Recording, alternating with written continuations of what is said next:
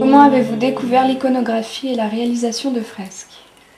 Alors, c'est un vaste programme, c'est une découverte depuis ma tendre enfance, puisque personnellement j'ai reçu l'enseignement de ma mère, qui elle-même a reçu son enseignement par un moine en Ukraine. Elle est née en Ukraine et c'est un moine de son village qui lui a transmis l'iconographie.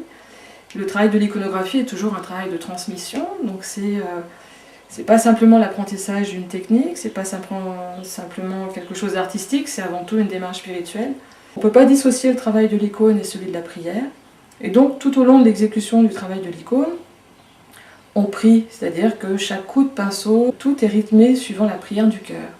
Et la prière du cœur qui est celle-ci, Seigneur Jésus-Christ, Fils de Dieu, aie pitié de moi pécheur, ou Kyrie eleison, qui est la même chose. Y a-t-il différentes techniques de réalisation? On va utiliser que des matériaux nobles et des matériaux naturels. Donc on va utiliser toutes sortes de pigments naturels. Le bois, ça sera principalement du tilleul. On ne va pas utiliser un contreplaqué, un aggloméré ou autre, mais avant tout du tilleul, un bois qui soit sain et noble. Les pigments qui vont eux-mêmes être mélangés avec du jaune d'œuf.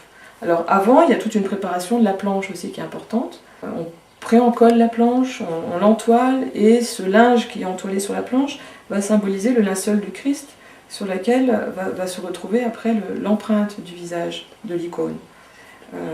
Ensuite, on va utiliser toutes sortes de pigments naturels, donc toutes sortes de gammes d'ocre, ocre jaune, ocre rouge, terre de sienne, des bleus, des rouges vermillons, enfin, beaucoup de nuances. Et toutes ces couleurs vont être mélangées entre elles avec le jaune d'œuf, puisque symboliquement, le jaune d'œuf signifie la résurrection. Et ça signifie le germe de vie, et également cette force avec laquelle le poussin sort de la coquille et passe d'un monde clos, qui d'un seul coup avec éclat et fracas, à un monde de lumière. Et c'est pour signifier également la résurrection, c'est pour signifier cette force, cette puissance avec laquelle le Christ est descendu aux enfers, à ramener tous les justes, ce passage des ténèbres à la lumière. Donc l'iconographe, symboliquement, va utiliser le jaune d'œuf pour mélanger tous ces pigments entre eux, et va travailler des couleurs les plus sombres au plus clair pour aller des ténèbres à la lumière. On ne va jamais rajouter de l'ombre sur une icône, on va toujours rajouter de la lumière. Donc on va toujours aller du plus sombre au plus clair. Et ce sont des couches de transparence les unes sur les autres, au rythme de la prière du cœur, qui vont être déposées. Et ces transparences que l'on pose sur l'icône, c'est également des transparences symboliquement que l'on pose sur soi. Voilà, on essaye d'être aussi le plus transparent dans le travail de l'icône et devant Dieu.